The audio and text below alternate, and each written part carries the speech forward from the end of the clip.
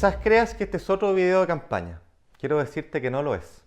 Tampoco se trata de hablarte del tercer retiro o de los políticos, que una vez más corrieron a celebrarlo esperando nuevos aplausos. Eso ya fue, y está lejos de ser lo realmente relevante. No espero que compartas mi postura política. Solo quiero pedirte unos minutos de tu tiempo, porque estoy preocupado y quiero hablarte de algo menos estridente, pero más serio y profundo. Tenemos ante nuestros ojos una grave crisis institucional y política. Lo que partió en julio de 2020 como el rompimiento de una primera tuerca en la sala de máquinas de nuestra institucionalidad, hoy asoma como una falla sistémica que amenaza a nuestra democracia. Un conjunto de instituciones vitales para ordenar nuestra vida en sociedad dejaron de atender a sus obligaciones. El Congreso se ha arrogado atribuciones que no tiene, y hoy el árbitro que debía limitar esos excesos, el Tribunal Constitucional, ha decidido no dirimir. La verdadera democracia se sostiene en la división de poderes. Por eso, cuando un poder inunda las facultades de otro, la democracia se resiente. Sé que hablar de instituciones y de reglas no es lo que hoy se estila, no es lo más sexy. Lo que la lleva es una competencia impostada por mostrarse como el más indignado. Pero lo cierto es que sin reglas que funcionen, nuestra vida queda entregada a la ley de la selva. Y ahí, lo sabemos, gana siempre el más fuerte. Cuando esto sucede, el que pierde eres tú y tu familia. Tú lo sabes, un juego sin reglas es uno que termina autodestruyéndose.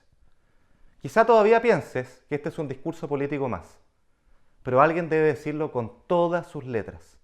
Estamos frente al riesgo de una deriva institucional y con ello, frente al peligro de años de empobrecimiento y de un retroceso institucional del cual una generación completa no va a poder recuperarse si no hacemos algo ya. Lo he dicho en estos días, topamos fondo. Topamos fondo cuando la política actúa por su conveniencia electoral de corto plazo. Topamos fondo en la intolerancia. Topamos fondo porque nadie es capaz de entregar seguridades mínimas en momentos de máxima incertidumbre.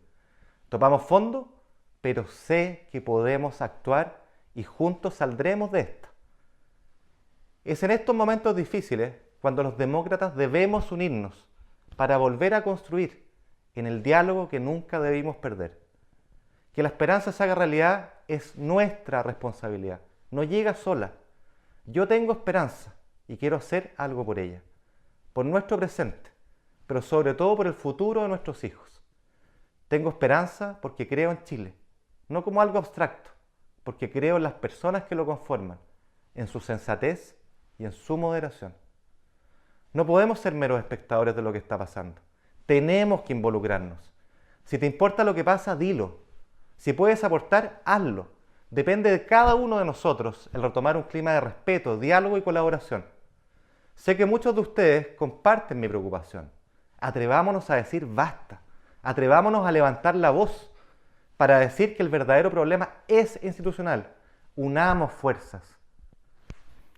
Cuidar nuestra democracia es cuidar nuestras reglas. Cuidar nuestra democracia es cuidar el futuro y es cuidar nuestra libertad. Muy, pero muy bienvenidos a todos los telepensantes que abrazan, que aman la libertad, que no están dispuestos a dejarse oprimir por ningún igualmente nacido ser humano que no tiene absolutamente ninguna concesión ni divina, ni extraterrestre, ni genética, ni ideológica, ni de ningún tipo que les sirva para declararse amo y señor de cada uno de nosotros. Mis queridos liberales, libertarios y todos los que apreciamos la democracia, la libertad, las instituciones republicanas, bienvenidos a esta conversación con una mujer realmente sorprendente por su espíritu, su liderazgo, su capacidad analítica y también un muy buen currículum. Estamos con Cristina Villagómez. Bienvenida, Cristina. Ella es abogada, especialista en derechos humanos, se encuentra en Chile asesorando a varios políticos y gente de diversos ambientes que necesita de su apoyo, necesita de esa luz que tiene, quien abraza realmente la defensa de los derechos humanos y no como una mera excusa para imponer finalmente su poder total, que justamente lo primero que oprime son todos los derechos básicos y elementales de cada uno de nosotros. Bienvenida al Centro de Estudios Libertarios, Cristina. Qué bueno que nos has podido acompañar en un día tan clave, en una semana tan clave como esta, donde hemos avanzado en una dirección tan difícil a través justamente del Tribunal Constitucional los chilenos. Bienvenida al Centro de Estudios. Muchísimas gracias, Vanessa. De verdad, para mí es un placer estar aquí contigo. Mira, te cuento una cosa. Los liberales y los libertarios chilenos son súper reconocidos en otros lados. Entonces, por ejemplo, yo veía tus videos cuando vivía en España. Veía los videos de Axel Kaiser igual cuando vivía en España, de la Tere Marinovic cuando vivía en España, y en el movimiento libertario y en Ecuador Libre, en las fundaciones que tenemos, en los think tanks que tenemos en Ecuador, que siguen existiendo, por supuesto. Igual, la forma de pensar de los liberales y los libertarios chilenos siempre ha sido un beacon de luz, siempre, siempre, siempre. Así que para mí es un placer estar aquí contigo.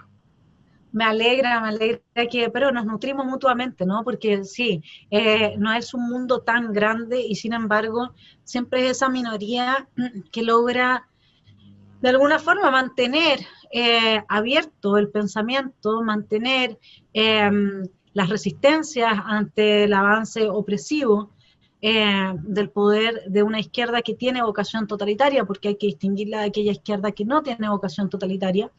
Y en ese sentido es que, bueno, tú has celebrado muchísimo la victoria de Lasso en tu país, en Ecuador, y me gustaría que nos contaras un poco cómo fue esa victoria, porque tú justamente coincides, tu análisis coincide con el mío, en el sentido de que el mundo hoy día parece haber cambiado muchísimo en términos de cuál es el mapa político que lo configura. Ya no estamos hablando de si se es socialdemócrata, si se es de una izquierda, digamos, que tiene por finalidad el Estado benefactor, o si se es liberal, libertario, laissez-faire, anarcocapitalista, sino que prácticamente estamos hablando de si se es totalitario o demócrata.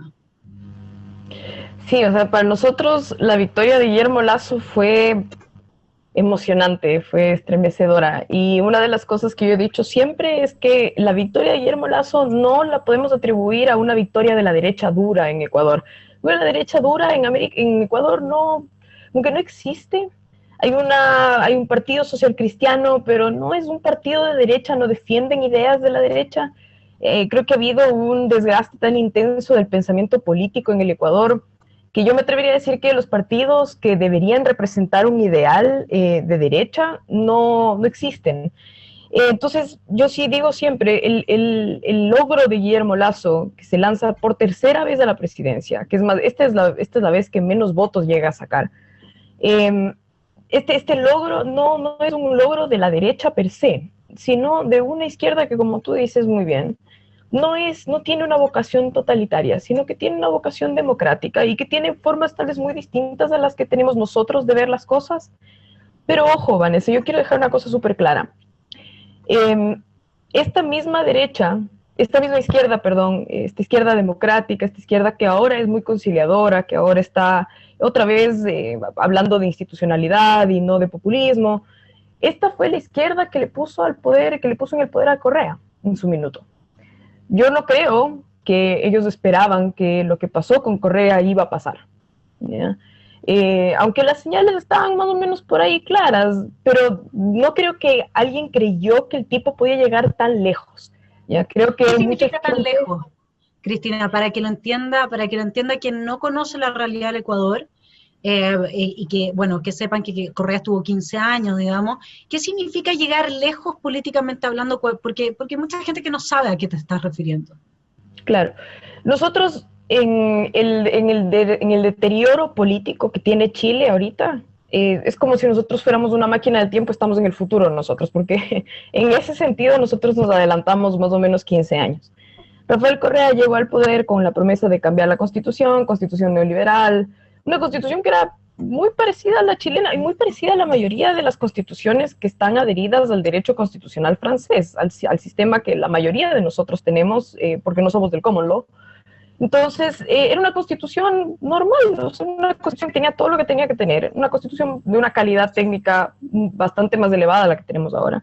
Pero bueno, la promesa de él fue que quería cambiar la constitución neoliberal y que quería garantizar más derechos, que el Estado nuevamente pase de ser subsidiario a ser solidario, exactamente el mismo discurso que están haciendo acá, ¿ya? Entonces, claro, yo creo que la izquierda no imaginó que iba a llegar tan lejos en el sentido de que no solo hizo un cambio con respecto a los derechos, sino con respecto a cómo se distribuían los poderes en el Ecuador, ¿ya? Cambió la forma en la que se entiende el Estado. El Estado normalmente tiene 3 poderes, mediante los cuales ejerce sus facultades, que es el legislativo, el ejecutivo y el judicial. En el Ecuador tenemos 5 poderes, ¿ya? Y uno de esos, que es muy confuso, que es el poder de participación ciudadana y control social. Imagínate, la participación ciudadana siendo un poder del Estado, ¿ya? Ese es un poder súper raro. Nadie lo entendía, nadie entendía muy bien qué diablos era este poder. Y ahí estaba el meollo del asunto, porque en ese consejo, ¿ya?, es donde se eligen las grandes autoridades del país, las autoridades que fiscalizan, las autoridades que están controlando el poder, que están controlando abusos, varias autoridades importantes del país. Entonces, lo que hizo Rafael Correa en el sentido de llegar muy lejos fue que no solo agrandó el catálogo de derechos que existía en el Ecuador, que básicamente es innecesario, porque nosotros habíamos ratificado una serie de tratados internacionales en materia de derechos humanos, igual que Chile, en los cuales realmente no hacía falta agrandar ese catálogo de forma explícita, porque de forma implícita ya eran parte de la Constitución, pero bueno, no importa. La cuestión es que además de alargar ese catálogo de derechos y además de alargar una serie de garantías, un montón de cosas, derechos a la naturaleza, es una estupidez, además de hacer todo eso, cambia la configuración del Estado y hace que todo el poder del Estado se centre y gire en torno al Ejecutivo. Entonces, durante 11 años del gobierno real de Correa, y 4 años posteriores de su delfín, Lenín Moreno, el poder del Ejecutivo está totalmente concentrado. Entonces el Ejecutivo tiene la facultad, el presidente en realidad tiene la facultad de hacer lo que se le ocurría. La poca institucionalidad, el poco respeto por las reglas que había en el Ecuador, ¿ya?, se mermó, se terminó de mermar. Se instauró un estado de persecución enorme. A esto nuevamente es a lo que me refiero cuando digo nadie se imaginó que iba a llegar tan lejos. Nosotros no somos conocidos por ser una dictadura como Venezuela, porque nosotros nunca llegamos al colapso económico de Venezuela, porque nosotros estábamos dolarizados antes de Venezuela, de Correa. Estamos dolarizados en el periodo del 2000, del 99 al 2000 nos dolarizamos. Entonces no había forma de que el presidente pudiera imprimir billetes comandándole al Banco Central, cosa que había pasado antes y precisamente por eso nos dolarizamos, ¿ya? Entonces, por eso es tal vez que nosotros no llegamos a ser tan conocidos en la esfera internacional como un gobierno realmente de una carencia democrática absoluta. Yo no me atrevería a decir que se configuró perfectamente una dictadura, al menos no durante los primeros 2 periodos de Correa, pero después ya empezamos a ver cosas muy raras, intentos constantes por quedarse en el poder, y ya empezamos a ver un shift aún mucho más intenso a un poder ya más totalitario, más autoritario. Estamos hablando de gente que murió en las manos de Correa. Hubo un general, el general Gabela, y es un caso doloroso para todos nosotros. General Gabela era un general, Fuerzas Armadas, un tipo súper honesto, un tipo muy reconocido dentro de las Fuerzas Armadas, que denunció un caso de corrupción. Se habían comprado 12 helicópteros DRUV, y los helicópteros DRUV no pueden volar en altura. Ya son unos helicópteros que se fabrican en la India.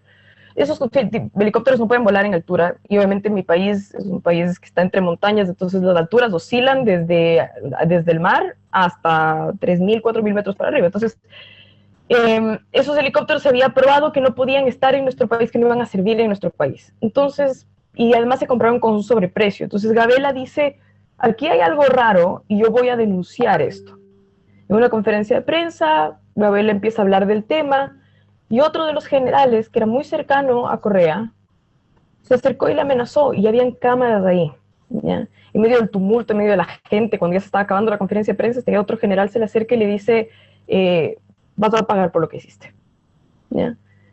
Pasó un poco de tiempo y al general Gabela le asaltaron afuera de su casa. No le robaron nada, por supuesto, solamente lo dejaron muerto adelante de su hija y de su esposa. Y es un caso horrible, porque como ese hay varios otros, ¿ya? Indígenas que fueron apresados, indígenas que murieron en manos de Correa también, precisamente por ser disidentes, por oponerse al poder, por oponerse a la explotación de nuestro patrimonio natural, por oponerse a que se explotara, por ejemplo, Yasuní.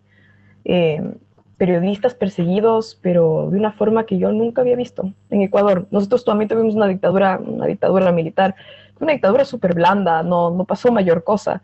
Nunca habíamos tenido un régimen así, jamás habíamos tenido un régimen así de fuerte, de grotescamente autoritario. Entonces creo que nadie llegó a esperar que llegue a tanto, al menos esta izquierda que te digo que es democrática, que yo sé que son demócratas porque son mis amigos. Entonces yo sé que cuando hablo con ellos es en serio, ellos no solo dicen que son demócratas por decirlo, como lo dice el Partido Comunista, sino que en realidad son demócratas. Nadie pudo vislumbrar lo que se venía y se nos vinieron unos años horribles, 11 años de una persecución terrible y después 4 años de un presidente que no era capaz de gobernar, que no hacía mucho, que le dio lo que hizo, bueno, Lenín Moreno fue darle la espalda a Correa, porque vio que le convenía, ¿ya? No porque creyera en otro proyecto político, sino porque le convenía. Y entonces nosotros tuvimos nuestro Macri, fue Lenín Moreno, ¿ya? Por eso Lasso tiene un chance mayor todavía, porque ya hubo un periodo de transición de salir de las garras de Correa, poder restabilizar un poquito el país, hacer que la izquierda realmente entienda que se tiene que desmarcar de la izquierda totalitaria y de la izquierda radical. Y fue el hartazgo después de tantos años que hizo que la izquierda realmente diga voy a votar por un banquero que es de derecha, que es Opus Dei, que es pro vida, que es todo lo que la izquierda no podría llegar a defender nunca, pero era la opción que te prometía libertad. Y eso fue lo que ganó. Y tú que haces el paralelo, y bueno, mucha gente lo hace también, los venezolanos cuando ven lo que está pasando en Chile ahora, se ponen piel de gallina y empiezan a decir, bueno, ¿a dónde me voy a ir ahora, no? Digamos, si ya, ¿a dónde voy a escapar ahora? Si la cosa está muy complicada. ¿Tú crees que la izquierda democrática chilena sería capaz en las próximas elecciones de emular a la izquierda ecuatoriana apoyando a alguien como José Antonio Kast? No, les falta meterse un tortazo de nuevo. En mi país, cuando te caes con la misma piedra, te metes un tortazo, se llama meterse un tortazo. Les falta darse contra la pared de nuevo. Porque, a ver, ¿a quién le están haciendo el juego ahorita? La izquierda democrática, la DC, el Partido Socialista, que podríamos decir que es una izquierda que es democrática, que ayudó mucho en la transición chilena desde la dictadura de Pinochet hasta la democracia hermosa que tenemos hoy día, ¿ya? Y digo tenemos porque yo sé que soy ecuatoriana, pero estoy con el corazón en Chile 100%, entonces siempre me trato como chilena. Pero hoy día, lastimosamente, esa izquierda que había sido súper racional en su minuto, que había hecho, yo creo que no una mala gestión, el gobierno, o sea, los gobiernos anteriores no hicieron una mala gestión, esos 30 años que todo el mundo se queja no fueron malos años, es más, fueron los años que le dieron un impulso importante a Chile en materia de diplomacia, en materia de política exterior, en materia de una serie de cosas. Entonces, hoy día, lastimosamente, parece que la gente se acomodó en la paz, y cuando uno se acomoda en la paz y la tranquilidad y la democracia y la libertad, se olvida que esos no son estados permanentes, sino que son cosas por las que tienes que estar peleando todo el tiempo, no son fines, son medios. Entonces hoy día veo con lástima a una izquierda que debería ser, e incluso una parte de la derecha, que deberían jugar y estar siempre a favor del Estado de Derecho, de la institucionalidad, del respeto a las instituciones, haciéndole el juego a Pamela Giles, haciéndole el juego a Jadwe, haciéndole el juego a Boric, haciéndole el juego a Camila Vallejo. Lo que pasó el día de ayer con Pamela Giles en el matinal yo no podía creer. Cuéntale a nuestros telepensantes para que sepan a qué te refieres. Ya, yo trato de ver matinales, si es que no los puedo ver en la mañana, que normalmente no los puedo ver en la mañana, los veo en la tarde, en YouTube, donde sea, los veo. Los matinales son feos, yo sé, no son lo más cómodo del universo, pero los matinales han pasado de ser una cosa de farándula a una cosa de política. ¿Ya? Y una cosa de política que no es menor, que lastimosamente está dirigida por gente que no está capacitada, ¿ya? Al menos yo creo que la mayoría no están capacitados para hacer lo que están haciendo, pero ok.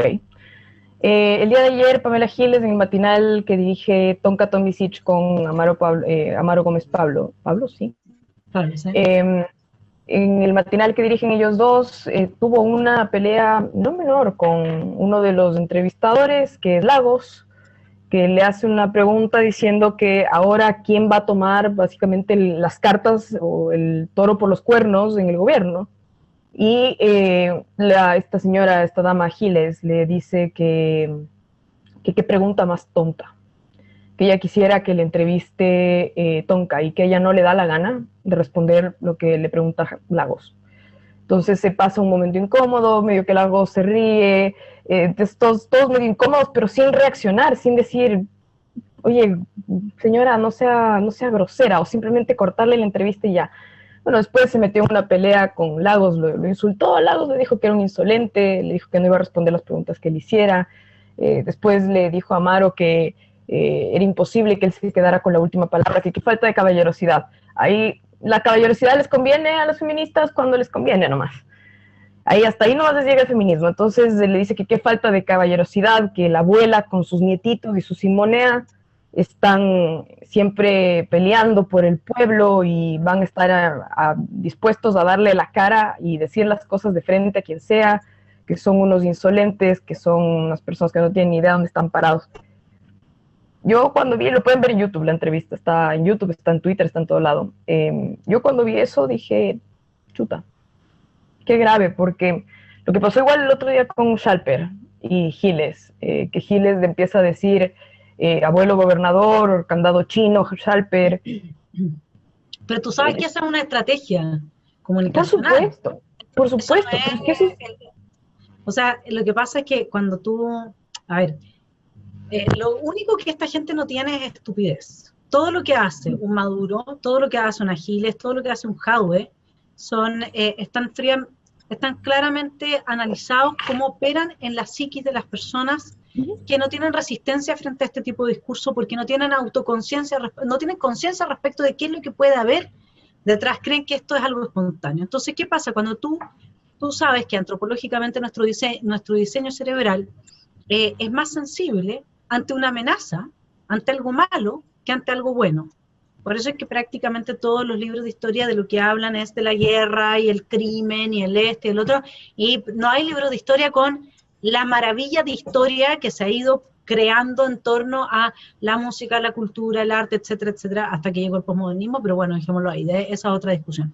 Entonces, pero nosotros siempre estamos viendo qué es lo que... Tú puedes tener un día maravilloso, y llegó alguien y te dijo una sola cosa, te agredió, y eso es lo que queda en tu cabeza.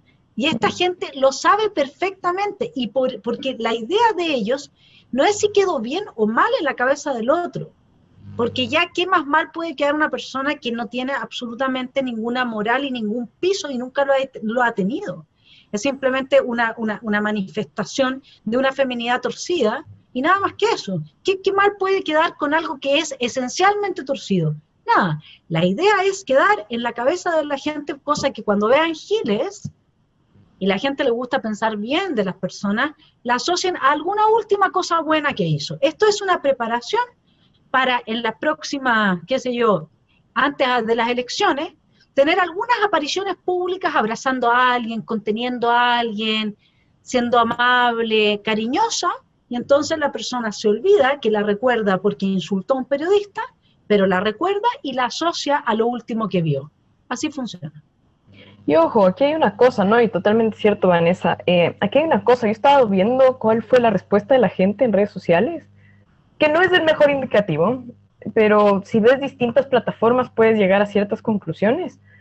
Y en todas las plataformas, la receptividad de los comentarios de Giles fue buena. Fue súper bueno. ¿Ya?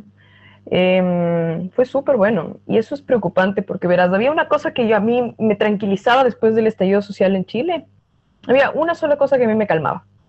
Y era que nadie había podido capitalizar lo suficiente como para volver este tema una cosa de una persona, ¿ya? Hasta el momento. Y eso era una cosa que a mí me tranquilizaba, porque eso implicaba, ¿ya?, que todos los cambios que se hicieran iban a necesitar sí o sí de discusión, sí o sí de algún nivel de debate. Esta persona, lo que a mí me preocupa de lo que hace Giles es que está logrando que los temas de controversia nacional se personifiquen en ella. Sí. ¿Ya? Y eso es un problema. Eso es un problema. En un país que necesita restablecer un poco su institucionalidad, fortalecer un poco su democracia, están tambaleando ciertos factores de la democracia, el hecho de que haya una persona que haya logrado capitalizar de esta forma un evento tan importante como los últimos retiros, ciertas partes del estallido, ciertas críticas sociales, no es menor. Piñera terminó hoy a manos del engendro de Jaime Guzmán, el Tribunal Constitucional. La abuela y su ejército de nietos tienen a Piñera chapoteando en el barro. Ya está simplemente de adorno en la moneda. Y tal cual como la abuela les prometió, nietos amados, tendrán lo justo. Tercer retiro, cuarto retiro, quinto retiro y si es necesario, etcétera. Ahora, con el aval del engendro de Jaime Guzmán, Tribunal Constitucional. Tal como se los prometí, las AFP están hoy día desfondadas, ya no existen. Adiós AFP. Nanay desgobierno, nanay Piñera, doble nanay a todos ustedes porque perdieron. Terminó el gobierno de Piñera, es la hora del ejército de nietos. Por ejemplo, uno de los grandes problemas que tuvimos nosotros, me refiero a nosotros de Ecuador, Venezuela, Bolivia, Argentina, es que nuestros cambios legislativos y nuestros cambios constitucionales se giraban siempre en torno a una sola persona, ¿ya? Y básicamente se terminaba haciendo lo que esa persona decía. Chile está cayendo en esa dinámica. Y eso es lo que me asusta, eso es lo que me preocupa. Y es una de las cosas que te consigue el populismo. El populismo es una forma de hacer política, ¿ya? Y populista puede haber sido Trump y puede haber sido Giles. Y no es un tema ideológico, ojo, ¿ya? Es un tema de hacer política. Entonces, cuando yo veo a Giles y veo a Winter y veo a Hadwe y veo todos estos políticos, veo exactamente lo mismo que yo veía hace 15 años en mi país. Es idéntico, exactamente. Todos tratando de imitar a un Correa, todos tratando de imitar a un Maduro, a un Chávez, todos tratando, porque esto se impone con manual. O sea, hay una forma de hacer esto y Chile ya está empezando a caer en esa dinámica. La sorpresa del año fue que sea Giles y que no sea alguien como Hadwe, ¿ya? Que honestamente es peligroso, es súper peligroso, porque el día de ayer fue este chico Lagos, fue Sergio Lagos y fue Amaro Gómez Pablo, pero el día de mañana puede ser cualquiera, incluso uno de los nietitos que se oponga a lo que haga la abuela puede ser el próximo traidor y el próximo sancionado. Y sí, nosotros sabemos perfectamente que desde el asesinato, el abandono que hizo Fidel, ¿no es cierto?, del Che, hasta todas las purgas que hacía Stalin, Mao, la revolución cultural, etcétera, siempre esta gente termina destruyendo las vidas de quienes les sirven para llegar al poder. Eso parten con los empresarios, que se creen tan poderosos que a ellos nunca les va a tocar. Resulta que te voy a contar y les voy a contar a nuestros telepensantes, una conversación de la que yo me enteré. Era una reunión social y había una persona en esa reunión que es uno de los dueños de la minería del cobre en Chile, la parte privada, digamos, ¿no? Forma parte del conglomerado de quienes son dueños de esta empresa. Entonces se le acerca a otra persona y le dice, dadas las circunstancias que se están viviendo hoy día en Chile, ¿tú no temes que te puedan expropiar? Y la respuesta fue así, no. ¿Expropiar el cobre? No, pues la minería privada, eso en Chile no pasa. Eso no va a pasar. Entonces, y ahora resulta que Giles acaba de admitir que el país tiene que, y todos tienen que bailar, al ritmo de la música que ella ponga. Dice, esto es un royalty en minería que destruya la minería privada o que la nacionalice, bueno, digamos, así va a ser. Entonces, ¿qué es lo que pasa? Que hay, cuando uno observa desde el 18 de octubre en adelante, los pasos que se han dado en la claudicación, de parte de la derecha acomodaticia y de parte de la izquierda con una vocación no tan democrática, porque hay una izquierda de vocación democrática que es la ex Concertación, que realmente están más cerca del Partido Republicano que de Renovación Nacional. O sea, porque al final son personas que realmente sí creen en la República, en la división de los tres poderes del Estado. Y hay otra izquierda que en realidad transita entre esta democracia populista, popular, de altos niveles de participación de un asambleísmo, porque al final nunca pueden participar todas las personas, sino que pequeños grupos que terminan decidiendo por todos los demás y reemplazando las instituciones estatales. Por lo tanto, decidiendo qué es de quién según su antojo, ¿no es cierto? Y que purula un poco, ¿no? Y ahí es donde uno se pregunta si es que esta situación que tú estás describiendo, ahora fue Sergio Lagos y fue Amaro Gómez Pablo, ¿no es cierto? Y más encima con la anuencia de Tonka, porque hay otro punto importante en este análisis. Me gusta quedarnos aquí un rato para ver cómo operan comunicacionalmente esta gente, ¿no? Porque Tonka, al sentirse tocada por la varita mágica de la señora Giles, que ha concentrado, no le importa ser fiel a su amigo, a sus dos amigos, a sus colegas, no le importa defenderlos y decirle, señora Giles, me va a disculpar, pero yo no estoy de acuerdo con su actitud, y aunque usted pretenda que aquí hay una lealtad de género, yo no tengo lealtad con una persona que simplemente insulta a mi compañero de trabajo. ¿Por qué ella no reacciona así? Yo no vi el matinal, pero estoy adivinando, y supongo que no reaccionó así. No, la reacción de ella fue deplorable. O sea, cuando Pamela Giles le dice a Tonka, yo quiero que Tonka me entreviste, porque yo quiero que me entreviste alguien inteligente. Tonka, sí, es que ahora en este minuto quien le está entrevistando es Pablo porque vamos alternando. Yo decía, qué falta de respeto para la gente que está al lado tuyo. Sí, Cristina, lo que pasa es que lo que yo quiero que los telepensantes entiendan es que esta es la forma en que opera psicológicamente este tipo de políticos, y que cuando llegan al poder lo hacen señores del Tribunal Constitucional que acaban de darle un espaldarazo a la izquierda refundacional de vocación totalitaria en este país. ¿Saben cuánto tiempo les queda? ¿Ustedes creen que hay tiempo para sus hijos, para sus nietos? ¿Ustedes creen que no les va a pasar a todos? Ahora les van a tocar con la varita mágica al hombro y les van a decir, qué bueno, sí, esta es una gran institución que supo decirle que no al presidente en pos de una cosa formal, pero al fin y al cabo el mensaje está. Usted ya no cuenta con nosotros y los chilenos tampoco contamos más con los miembros del Tribunal Constitucional, que era la piedra de tope para que se defendiera la institucionalidad vigente. Bueno, entiéndanlo bien, o sea, si no, vayan y estudien un poco. Esto pasa en todos los regímenes con la gente que tiene vocación totalitaria. Y al final, cuando se enfrenten, si es que Chile llega a abrazar el socialismo del siglo XXI, va a llegar un momento en que o va a ser Jadwe, o va a ser Giles, o va a ser Tellier, pero no van a poder ser los tres. Entonces, dos de ellos, o uno de ellos va a terminar asesinado porque le quisieron robar su billetera, y el otro va a terminar exiliado, ¿sí? Porque así funciona. Entonces, lo que en el fondo, a partir del relato que tú acabas de hacer y del análisis que estamos haciendo, quiero que se entienda, porque muchas veces uno entra a este tipo de temas desde Gramsci, desde la neurociencia, desde Foucault, y queda muy en el abstracto. En cambio, entrar a este tema desde el matinal, con la Tonka, el lago, yo no veo matinales porque no te admiro, no tengo resistencia, no la tengo. Pero entrar desde ahí, ¿sí?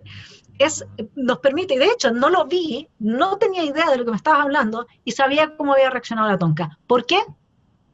Porque así funciona esta psicología que está aprendida para generar este tipo de relaciones de poder que al final se comen unos con otros, y gente tan inteligente como aquella que pueda habitar un tribunal constitucional o que pueda habitar un congreso y que venga de partidos que tienen vocación democrática, ¿no lo ven? ¿O simplemente no lo quieren ver? ¿Cómo ves tú que está ese escenario en este país de la toma de conciencia? O sea, yo creo que la gente está pensando que va a haber siempre un tope, un límite. Yo creo que están confiando en que ellos no van a ser los perseguidos, no, van a ser los empresarios y los ricos y los rubios y los que viven en Vitacura y en La Barnechea y los que viven en Las Condes, ellos van a ser los perseguidos, el resto no. Y que por algún motivo van a generar un tipo de simpatía con Giles. Ya van a ver, en el minuto en el que le empiecen a estorbar, aún si siguen siendo complacientes para con ella o con Jadwe o con cualquiera de estos amiguitos autoritarios, en el minuto en el que le empiecen a estorbar, sea porque le están quitando pantalla, sea porque, por lo que sea, ¿ya? Se van estas personas a encargar de que desaparezcan. Por ejemplo, te voy a poner un caso que no termina en muerte, afortunadamente, porque nadie debería morirse por ese tipo de cosas, nadie debería morir en realidad, esperemos que no. El presidente Correa tenía un vicepresidente, ¿ya? Lenín Moreno, que fue, bueno, es presidente todavía en mi país, persona con discapacidad, persona que tiene un temple interesante, que en su minuto fue súper bien recibido en el país, un vicepresidente con discapacidad, hizo un montón de trabajo para personas con discapacidad, obviamente dispuso de todos los fondos que se le ocurrían, hizo buena obra y tenía una popularidad súper alta en el país. Hubo un periodo en el cual la popularidad del presidente empieza a bajar y la popularidad de Lenin empieza a subir, ¿ya? Se acercaban las elecciones. La opción obvia, el binomio obvio en el Ecuador era Correa-Lenin. Eran los dos. ¿Por qué? Porque era un binomio fuerte. O sea, Correa tenía una popularidad alta, pero Lenin tenía una popularidad muchísimo más alta por todo el trabajo que había hecho. ¿Qué es lo que hizo Correa? Correa no se lanzó con Lenin. Se lanzó con una carta negra, con una oveja negra, que es Jorge Glass. Tipo sucio, corrupto, no inspira en lo más mínimo nada, no es un tipo pero es despreciable, sin conocerlo es despreciable, ¿ya? Se lanza con este tipo que era un peso en realidad para Correa, en ese minuto, mucho más después, salieron 1000 casos de corrupción, el tipo está preso ahorita, por ejemplo. Se lanza con este tipo, pero no se lanza con Lenin y a Lenin lo manda a Europa a ser representante de alguna organización internacional a que vive en Ginebra, que no joda por allá. Y lo mandó para allá. Lo desapareció del capital político del Ecuador, ¿ya? Lo que pasó, fue interesante, es que los años que Lenin estuvo fuera no fueron suficientes como para que la gente lo olvidara por completo. Entonces, cuando él volvió, Correa ya vio que no se iba a poder reelegir, porque lo iban a linchar si es que se trataba de reelegir. Lo pone a Lenin como la carta, porque era la única forma de hacer que prevalezca su intocabilidad, su impunidad, ¿ya? Entonces le meten a Lenin y le obligan a que vaya con Jorge Glass. Jorge Glass, que ya estaba embarrado, pero hasta las marimbas timbas de corrupción. Lenin Moreno dice, no quiero ir con Jorge Glass. Se lo impusieron y va Lenin. Pero a lo que voy es esto. Este caso no terminó en una muerte. No fue que Correa mandó a matar a Lenin Moreno, no de lo que sepamos. Tal vez sí lo hizo y fracasó. Pero no de lo que sabemos. Lo que sí hizo fue exiliarlo. Lo sacó del país. No le permitió hacer absolutamente nada dentro del país, no más obras, no más exposición, no más nada, lo sacó. Y mira lo que están haciendo, es bien interesante el tratamiento que se dan entre las personas de la izquierda. Entre ellos se tiran piedras todo el tiempo. Yo puedo entender que hayan ciertas objeciones con respecto a las actitudes de Giles, porque sí son extraordinariamente molestosas. Pero incluso entre Boric y Jadwe, entre personas que son relativamente coidearias, se lanzan piedras todo el tiempo y en el minuto en el que lleguen al poder, si es que ellos ven que el otro les estorba, de alguna forma u otra van a hacer que desaparezcan. De alguna forma u otra. Claro, y mucho más, y eso en una segunda etapa, porque en una primera etapa de lo que se trata es de eliminar y de sacar a todos los que estorban porque impiden el avance del poder, del ejercicio del poder sobre la vida de los individuos. Entonces, en ese sentido, la pregunta, o sea, claro, volviendo a la pregunta que te había hecho, tú me dices, lo que pasa es que se sigue creyendo que va a haber un límite, que acá no se va a avanzar hasta las últimas consecuencias. Pero lo que estamos viendo hoy día es que efectivamente hay una personalización, está cayendo todo en esta persona de Jaude Sport. Más encima, mira lo curioso, porque se trata de dineros de la gente que más dinero tiene, porque la gente que tiene AFP es de la que tiene más dinero, ¿no es cierto?, que ha trabajado toda su vida, y esos dineros, y obtener esos dineros, es lo que hoy día catapulta a una comunista con vocación totalitaria, sin ninguna moral, a la presidencia de la República. Mira lo extraño, ¿no es cierto?, que puede llegar a ser el mundo humano, y por eso es que eso de ciencia política es uno absurdo. No hay nada científico en la política, no hay nada menos científico, es decir, predecible, que lo que puede ocurrir con la política, y por eso es que la importancia de las instituciones, porque en política sin instituciones, es una casa de orates, es la esquizofrenia, y entonces ahí el que manda es el más fuerte. Ahora, viendo el panorama latinoamericano, ¿no es cierto?, porque tenemos en Perú, por ejemplo, a mí me encantaría conversar un poco contigo, ¿cómo ves tú las elecciones ahí en Perú y la amenaza que se está levantando, por lo menos con uno de sus candidatos, ¿no? Claro. Solo un comentario con respecto a lo que decías antes. Hay un dicho que dice, el capitalista será el que te venda la soga con la que le vas a ahorcar. Sí, eso lo dijo Lenin supuestamente, pero le atribuyen tantas cosas que uno ya no lo sabe. Ya no sabes. Y una de las cosas por las cuales el comunismo está proscrito en tantos lados es porque se entiende que no le puedes dar las herramientas de la democracia a alguien que quieres destruirla. No hace ningún... Pero bueno. El escenario latinoamericano está súper interesante, Vanessa, porque verás, tenemos, Argentina está perdida. Bolsonaro sigue con una aceptación relativamente alta pese a la crisis del COVID, que no es una aceptación menor, pero obviamente esas encuestas se hicieron antes de Lula, antes de que a Lula le dejaran libre. Colombia tiene unas elecciones que también van a ser importantes. Uno de los candidatos asegurados de la izquierda pues va a ser Petro, que es un socialista del siglo XXI, que sería terrible que Colombia caiga en las manos del socialismo del siglo XXI. Andrés Pastrana ha tenido un resurgimiento político interesante. La derecha todavía no tiene un candidato potente, pero me llama mucho la atención el resurgimiento político de Pastrana. No sé si es que eso implica una candidatura presidencial, pero no me sorprendería, pero aspiro a que Colombia tenga la suficiente inteligencia como para ver el fracaso de sus dos vecinos y no caer en la misma estupidez. Ahora, con el tema de Perú. En Perú está complicada la cosa, porque uno ve los videos de Castillo y dice, no, ¿cómo es posible? ¿Quién va a votar por este tipo? Es un payaso. Pero la verdad es que ahorita en las encuestas está bastante más arriba que Keiko. Y el problema es que Keiko no es solo Keiko, es su papá. Exacto, sí. Su papá. Y además está embarrada en un montón de casos de lavados de activos, de corrupción. Entonces, es una decisión muy complicada. Ahora, de ganar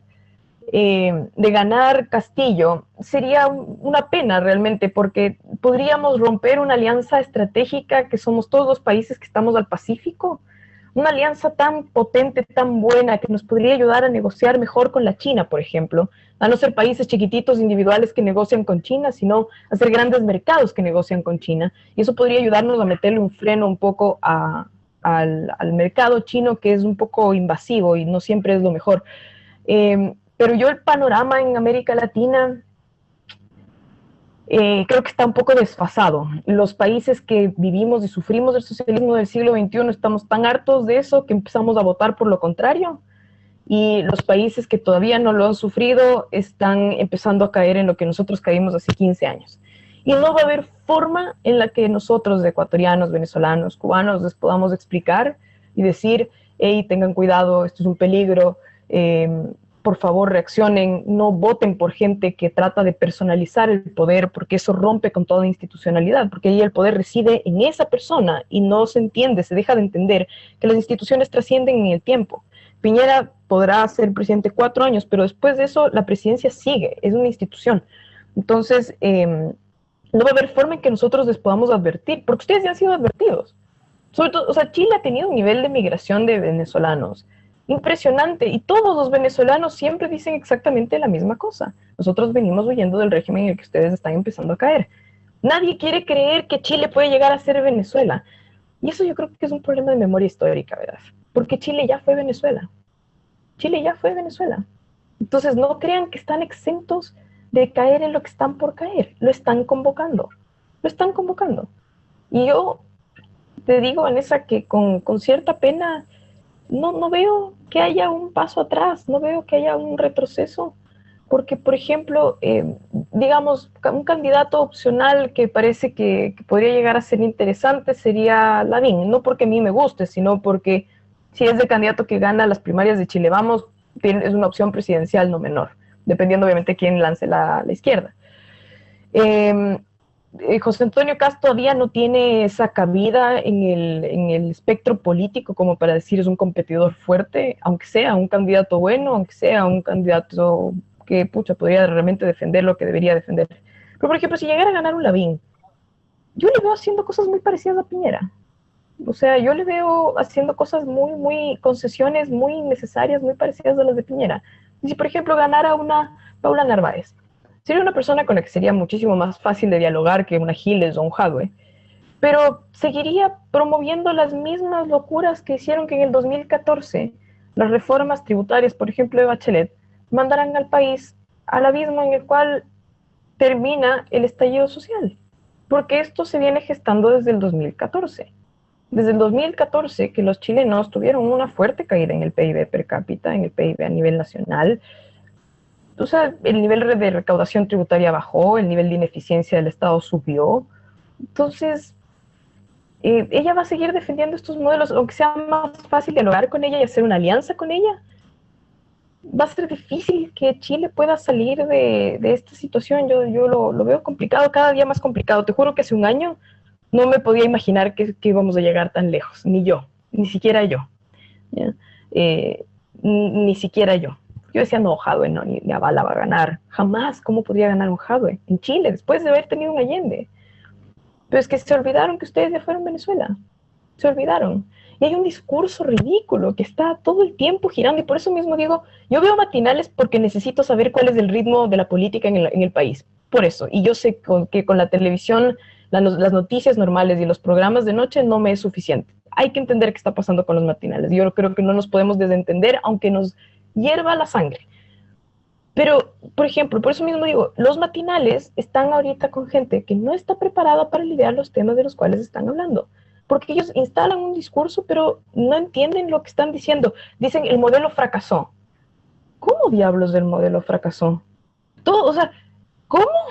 El modelo fracasó si es que miras un periodo de tiempo exclusivo que es estallido social, pandemia, porque todo se ha ido para abajo, y aún así ni tanto. Porque hoy día mi país, que lleno de derechos y cosas, derecho a la salud buena, de dignidad, todas las cosas que te puedes imaginar. Hoy mi país le pide vacunas a Chile, ¿me explico? En mi país hay gente muerta en las calles, en Chile eso jamás se vio y espero que no se llegue a ver jamás. Pero, entonces, ¿cómo me dicen que el modelo fracasó? ¿Cómo me dicen que el problema es la inequidad y no la pobreza? Y están manteniendo, y que la riqueza se distribuye. No, la riqueza no se distribuye, señores, la riqueza se crea y la riqueza es ilimitada. Va a existir mientras existan los seres humanos, porque la riqueza depende de lo que tenemos en la cabeza, de nuestra capacidad de generar valor. Eso es riqueza. ¿Ya? Los recursos son limitados, eso es otra cosa. Que tenemos que distribuir de otra forma los recursos para que más gente los aproveche. Ok, perfecto, si quieren distribuir educación, denle la plata a los padres y que los padres decidan a dónde les mandan a sus hijos, a qué colegio les mandan a sus hijos. Que no sea el Estado que está subsidiando un colegio municipal que cuesta 3 veces más que un colegio particular subvencionado y es la mitad de la calidad. Es chistoso porque yo, para entender un poco más en qué momento hubo este quiebre tan profundo, empecé a ver cuándo empezaron las campañas contra los colegios particulares subvencionados. Interesantemente, después de eso, en lengua y en matemáticas, las notas de los promedios chilenos se fueron al piso, bajaron bastante. Y es interesante ver las reacciones que tiene la economía nacional a las reformas tributarias de octubre del 2014 de Bachelet. Es un pique en caída fuerte, es importante, no es menor. Entonces, esto ya creo que no es un tema de hablar de datos, ni siquiera hablar con los números, con decir científicamente no hay forma de que esto haya fracasado, al contrario, es un milagro lo que ha hecho Chile. Nosotros, los extranjeros, yo he estudiado historia chilena desde chiquitita, en el colegio siempre nos enseñaban la historia de Chile. siempre fue el país modelo, un país modelo a seguir, es el país que todos deberíamos estar mirando. Ustedes no miran América Latina, miran Europa, ya, nosotros miramos a Chile, ¿ya? Y ver que se instauró este discurso de la concertación fue lo peor que le pudo haber pasado al país. El modelo económico de Chile es un modelo pinochetista. No, el modelo económico chileno es el reflejo de siglos de pensamiento económico y la Constitución es el reflejo de siglos de pensamiento jurídico. No es, pero nada. Entonces, ver esta decadencia en la comunicación, que no sé si es intencional o es falta de preparación, ya no sé qué es. Si es intencional es grave. Lo que pasa es que es inevitable pensar en la intencionalidad. Mira, la tesis que al menos a mí me parece más plausible es que el 18 de octubre fue un golpe de Estado con guante blanco. Eso quiere decir hecho desde adentro de una institucionalidad estatal absolutamente capturada. Acuérdate que también tú vuelves a Bachelet. Bueno, no nos olvidemos que prácticamente la mitad de lo que ella recaudó extra con la reforma tributaria la destinó a emplear a sus amigos en el Estado. Entonces así fue capturando por dentro las instituciones, y luego cuando tú tienes un poder judicial capturado por jueces activistas que son tus amigos ideológicos, ¿no es cierto? Cuando tú tienes luego todas las fases intermedias entre el poder del Ejecutivo, Legislativo, Judicial, digamos, ¿no es cierto?, de las cúspides, capturadas por burócratas que son ideológicamente afines al socialismo, es decir, al socialismo del siglo XXI, a ese proyecto. Luego es muy fácil, ¿no es cierto?, que se produzca esa ineficiencia del Estado, esa destrucción además de lo que era una política que estaba focalizada efectivamente en los más pobres y que ahora se quiere universalizar, como si no existiera la pobreza, como si no hubiéramos tenido, hasta el 18 de octubre nosotros todavía teníamos un 30% de la gente con trabajo informal. Eso ya, por mucho éxito económico que haya tenido Chile, todavía quedaba mucho por hacer, como para decir, o sea, estábamos avanzando. Entonces, ¿qué es lo que pasa? Que el 18 de octubre es finalmente un intento de un recambio de élites en el poder, pero no a través de la vía democrática. Eso ya lo dice Fernando Atria en su libro La Constitución Tramposa. Él dice que hay que armar magnitudes de poder que pasen bajo el radar del derecho, de ahí el nombre de este programa, Radar Nacional, bajo el radar del derecho. Tú lo observas y todo lo que se ha ido avanzando desde el narcoterrorismo hasta la primera línea, hasta lo que ha sucedido al interior. Acuérdate de las discusiones parlamentarias que no se podían llevar a cabo porque venían los asesores de los parlamentarios de izquierda y agredían a los parlamentarios de derecha. Es decir, todo capturado a nivel que pase bajo el radar, pero absolutamente capturado. Entonces ya no te podías mover. Muchas de las votaciones, la ley de paridad en la Constitución, la acusación constitucional de Chadwick, muchas votaciones se hicieron por miedo. O sea, aquí la amenaza que le hicieron los portuarios a Lagos Weber, si es que en el segundo retiro ponía un par de dificultades para que la gente no lo retirara, porque lo que está en juego no es que a la gente le vaya mejor económicamente o que salve una situación difícil. De hecho, el 54% de los retirados en el primer y segundo retiro está en cuentas corrientes. Es decir, la gente no lo necesitaba, ¿sí? O se invirtió en instrumentos financieros, y un cierto porcentaje extra a deuda y a consumo, o sea, a puros bienes de consumo así, ¿no? Que no tienen mucho sentido. Entonces, cuando tú ves que el objetivo es el desmantelamiento del sistema previsional, no es que a la gente le vaya bien, y que todo esto se hace, por ejemplo, ahí, ¿qué es lo que se hizo? Se usó a los portuarios. ¿En qué capa están los portuarios? Es una capa invisible para el radar del derecho. No se puede reaccionar institucionalmente a esa amenaza. Y tampoco se puede hacer una acusación constitucional contra Lagos Weber por no haber avanzado el proyecto que quería avanzar, dado que estaba bajo amenaza. Porque entonces él no está representando, ¿no? Él es un representante, él se debe a su representante. El hecho de que está amenazado no puede seguirse de que él no pueda legislar. Entonces tiene que renunciar a su cargo. Bueno, todo esto ha estado capturado permanentemente. Esto fue un intento de recambio de élites en el poder por vía antidemocrática, y la gente que lo intenta de esa manera es gente que evidentemente que tiene una vocación totalitaria y que no están dispuestos a aceptar los resultados de las urnas, y entonces, a menos de que les convengan, evidentemente. Y entonces hoy día lo que tenemos es el uso del capitalismo, es decir, del ahorro del capital de la gente que tiene su AFP en favor de los propósitos de éxito de la izquierda totalitaria. Y ojo, aquí hay un tema. Los chilenos suelen ver a Europa siempre, pero no regresan a ver a los vecinos. Y regresar a ver a los vecinos es importante a veces, porque a veces los vecinos, como nosotros, te podemos enseñar exactamente qué es lo que no tienes que hacer.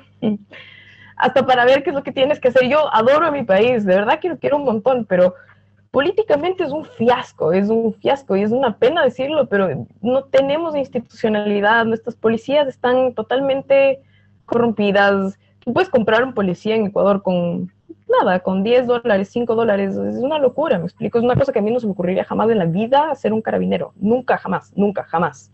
No se me ocurre tratar de decirle nada a un carabinero porque le tengo respeto, me inspira respeto. Pero hay una cosa que aquí es interesante, ¿verdad? Normalmente ustedes no miran América Latina, siempre están mirando a otro lado, pero a veces hay que mirar a América Latina. Ustedes tuvieron un estallido social acá, ¿ya? Yo estaba acá, me acuerdo, estábamos con mi pareja y estábamos conociendo a un grupo de gente que eran los socios de mi pareja, acabábamos de llegar a Chile. Y yo presentándome, hola, ¿qué tal? Mi nombre es Cristina, soy ecuatoriana, bla, bla, bla, el discurso, ¿no? Y todos me decían, oye, qué pena lo que está pasando en tu país. Y yo me moría de la vergüenza, decía, sí, qué pena lo que está pasando en mi país, los indígenas acaban de asediar la ciudad de Quito, la destrozaron, quemaron la Contraloría, ¿ya? Bueno, perfecto. Regresamos a España porque teníamos que recoger un par de cosas de maletas y para terminar de hacer la mudanza a Santiago. Y empieza a pasar lo mismo acá. Y empieza a pasar lo mismo en Colombia, ¿ya? Entonces yo dije como, a ver, ¿qué es esto? Porque yo sé lo que pasó en Ecuador. En Ecuador pasó porque la Contraloría estaba empezando a seguir un caso en contra de Rafael Correa, que es el caso por el cual ahorita está prófugo en Bélgica, que es un caso de corrupción enorme. Y muchos de los documentos de ese caso estaban en la Contraloría. ¿Ya? Por suerte se habían digitalizado y por eso fueron precisamente a la Contraloría a quemar la Contraloría. ¿Ya?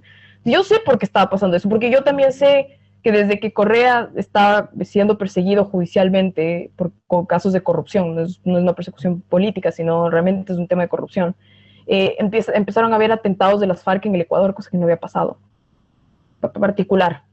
Y no sé si se acuerdan que hubo un conflicto armado, bueno, no armado, pero hubo un conflicto importante entre Ecuador y Colombia hace unos años. Uribe, una persecución en caliente, mató a Reyes, un narcotraficante que estaba en el Ecuador, tenía una base gigante en el Ecuador, le quitaron las computadoras, luego le llamaron al presidente a decir, amigo, por si acaso, hicimos esto, pero fue en persecución caliente, terminó en un problema en la OEA. Y una de las cosas que decía Uribe ahí fue, quitamos 4 laptops de este campamento y pudimos descubrir que la campaña de Correa fue financiada por las FARC. ¿Ya? El candidato ahorita de Rafael Correa, Arauz, está financiado por el ELN, que es otra de las guerrillas colombianas, narcoguerrillas colombianas. Bueno, y en esos mismos computadores estaban los vínculos de Telier y compañía con las agrupaciones narcoterroristas del sur, de Chile, claro. Digamos. Entonces aquí hay un tema. Esto no fue coincidencial. No es que hay un descontento social acumulado. No. Esto no va por ahí. Esto no fue coincidencial, esto no fue una coincidencia y no fue una cosa que le pasó a Chile aislado. ¿Ya? Esto fue una inversión por parte de la izquierda, por parte, me atrevería a decir, principalmente financiado por Venezuela, auspiciado también por México, gestado desde Cuba, sí, yo diría que desde Cuba. Precisamente para empezar a mover a los regímenes que se le habían dado la vuelta al socialismo del siglo XXI o que no habían caído todavía en el socialismo del siglo XXI. Porque el éxito de Chile es el fracaso de Maduro. ¿Ya? Claro. Resalta el fracaso del socialismo del siglo XXI, el éxito de Chile. Claro. Solo el hecho de que al lado tengamos un vecino que le va pésimo, que lleva con movidas del socialismo del siglo XXI desde hace demasiado tiempo y le va pésimo, ¿ya? Y este país es sólido, sigue siendo un país sólido, sigue siendo sólido Chile. Entonces, esto no es un tema aislado, ¿ya? Y hay una cosa que es interesante. A Maduro y compañía le conviene mucho que haya más gobiernos de su misma línea. Y no es un tema ideológico. Yo honestamente creo que es un tema de plata, porque necesitan más vías para el narcotráfico. Sí. Hoy Venezuela es un narcoestado, ¿ya? ¿Y cómo llegaron a ser un narcoestado? Nada, los colombianos se pusieron muy de amigos con la DEA, entonces los venezolanos en el 2005 expulsaron a la DEA de Venezuela, los narcos cambiaron de rutas, dejaron de irse por Colombia hacia el Pacífico y empezaron a irse por Venezuela. empezaron a comprar policías, a los policías de calle, los policías se hacían los de la vista gorda, pero eventualmente empezaron a cuidar las mercaderías y para eso ya había que hablar con autoridades municipales y empezar a subir de autoridades hasta que llegaron al gobierno. No sé si te acuerdas que hace unos años, como hace unos 5 años, Maduro hizo un gran anuncio de que había capturado a 100 narcos colombianos, 100 capos del narcotráfico colombiano, ¿ya? Obvio, les quitó las rutas, los metió en la cárcel porque no le quisieron dar las rutas y no quisieron pagar más tributos de lo que ya estaban pagando. Entonces, ¿qué hizo? Maduro los metió presos nomás. Y con eso, claro, hacía la justificación de que él sí estaba luchando contra el narcotráfico, pero no. Y así nace el cartel de los soles. El cartel de los soles es el cartel de Venezuela. Entonces, a veces la gente no cree ese tipo de cosas, pero es que no es una historia, no es una teoría de conspiración. Es lo que está pasando, es la verdad. Pero Entonces, si nosotros tenemos al Partido Socialista, aparte del Partido Socialista también imbricado con el narco, y fíjate que si tú vas a las noticias 6 meses antes del estallido, tú ves que hay al menos 3 denuncias de la Cecilia Pérez, de la Maite Orsini, de Carlos Montes, y creo que hay una 4ª denuncia, no me acuerdo en este momento, diciendo que el narcotráfico había entrado al Congreso chileno, diciendo eso, la narcopolítica. Y eso fue los 6 meses antes del estallido, salen todas estas denuncias. Luego tienes al señor presidente del Partido Socialista, ¿cómo se llama? Con su apellido. Elizalde, el señor Elizalde, muy amigo, ¿no es cierto?, del alcalde de San Ramón, cuyos lazos con el narcotráfico están tan probados que incluso miembros del Partido Socialista, como Máximo Pacheco y como Oscar Landerrecha, han pedido que por favor se investigue esto y se transparente. Y el señor del Partido Socialista, presidente del Partido Socialista, señor Elizalde, fue el que impidió a Ricardo Lagos ser candidato a la presidencia de la República en vez de Guillé. Entonces, todo esto, evidentemente que sumado a que, yo no sé si tú lo sabes, pero las cifras muestran que el negocio, solamente por el negocio del robo de la madera, el sur de Chile, en 2 años, pasó ese negocio de rentar $22 millones en 2 años a $68.7 millones. 68.7 millones de dólares. O sea, si aquí no está todo enredado, todo comprado y todo imbricado, entonces luego, ¿qué te explica a ti? Que madera, porque yo puedo lavar $68 millones en un casino.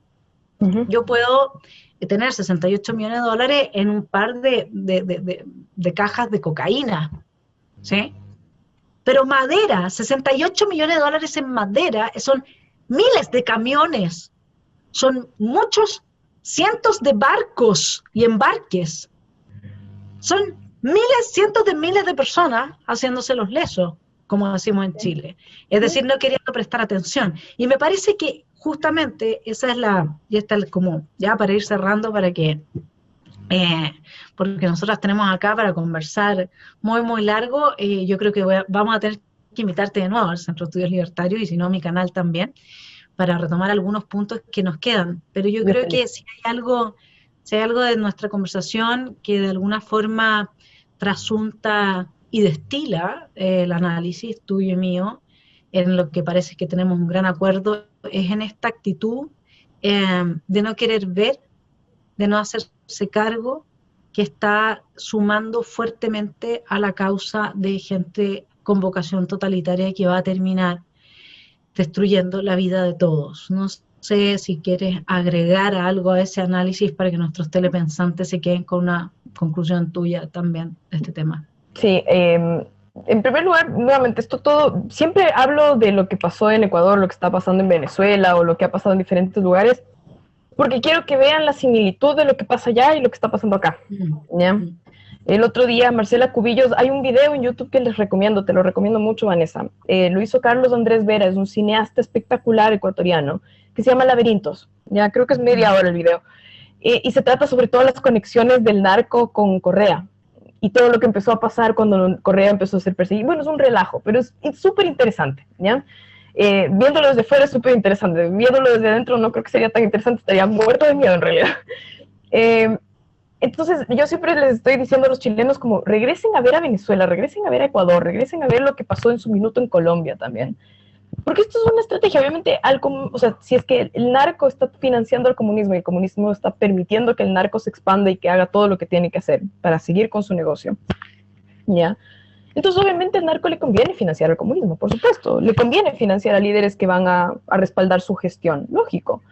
Entonces, ¿qué es lo que suelen hacer? Suelen empezar a ahuyentar al Estado, por ejemplo, yo qué sé, en una población empiezan a disparar, empiezan a quemar comisarías, empiezan a atacar a las municipalidades, precisamente porque quieren alejar la presencia del Estado para ellos suplirla. En el minuto en que la suplen, la llegan a suplir, la población se convierte como una especie de escudo humano, ¿ya? Que siempre va a proteger al narco porque el narco le da cosas. Le da seguridad, le da plata, le da comida, le da trabajo, le da un montón de cosas. Entonces, la misma gente empieza a blindar al narco para que nadie le pueda tocar, porque el Estado se fue, el Estado nos abandonó, ¿ya? Aquí yo creo que hay una lección que es importante, y creo que esto es una oportunidad tal vez para que sigamos defendiendo ideas de libertad y tal vez lleguemos un poco más lejos, ¿ya? Si ponemos el tema de narcotráfico, hay vinculados personas de izquierda y de diferentes espectros también, hay personas también de la derecha vinculadas, pero casos más evidentes, caso Luminarias, por ejemplo. Caso Luminarias está llegando incluso lastimosamente a delegado, pero hay políticos comunistas como Hadwe súper involucrados, a personas que son de diferentes partidos y que también son de la derecha. Yo lo que les quiero invitar a pensar es, esto no es solamente un tema ideológico. La corrupción, la ineficacia y los errores que salen caros para todos nosotros no son un tema necesariamente que se afilia a una ideología, ¿ya? Pero sí son necesariamente lo que se afilia a los estados obesos, a los estados que tienen demasiado poder, ¿ya? Tal vez lo más conveniente, lo más revolucionario que podemos llegar a hacer, es empezar a quitarle poder al Estado. Quitarle poder al Estado no solo es quitarle atribuciones, sino también quitarle plata. Entonces, tal vez modificar la figura de, pongamos un impuesto a los súper ricos que nos podría ayudar a recaudar entre 1.000 millones y 6.000 millones, para pasar a un modelo de administremos mejor la plata, que solo con eso anualmente recaudamos 4.000 millones de dólares anuales, ¿ya? Que es básicamente un punto medio en lo que podríamos recaudar de los súper ricos una sola vez. Pasemos de la dinámica, ya entremos más fuertemente en la dinámica del Estado, tiene que tener menos atribuciones, porque independientemente si hay políticos de derecha o de izquierda, se corrompen todos, se pudren todos, se dañan todos, y si tienen poder y tienen plata, pueden llegar a destruir la vida de todo el mundo, de quien sea, ¿ya? Entonces, a los liberales y a los libertarios que nos vean aquí, tómense a pecho la labor de decir que tal vez el acto más revolucionario es quitarle poder al Estado ahora. Es la mejor cosa que podemos hacer. De acuerdo, absolutamente de acuerdo. Y por eso mismo el Estado que venda sus empresas deficitarias y con eso también puede ayudar a financiar parte de los costos de la pandemia, y el Estado también puede perfectamente hacernos accionistas a todos los chilenos. De Codelco, por ejemplo. A mí me encantaría recibir un dividendo a fin de año, aunque sean 10.000 pesos, digamos, aunque sea el costo de la colusión del confort. Pero resulta que eso sí, haría realidad esa tan famosa promesa de que estas son las empresas de todos los chilenos, ¿cierto? Siempre es de todos, pero al final puro bla bla. No recibe nada, así es. Claro, lo que es de todos es de nadie, decía Aristóteles. Así es. Un gusto haberte tenido acá, realmente muy muy buena conversación, Cristina. Vamos a repetirla sin duda. Hay que profundizar en cómo funciona el narcotráfico, y yo creo que eso es algo que nos queda pendiente, a pesar de que diste una muy buena descripción, pero creo que todavía queda bastante que decir al respecto, y que pronto entonces van a tener nuestros telepensantes aquí del Centro de Estudios Libertarios la alegría de volverte a tener invitada a Radar Nacional. Que estés muy bien, un abrazo y seguimos conversando. Muchísimas gracias, Vanessa. A las órdenes cuando quieran. Que estés muy bien. Chao, Cristina.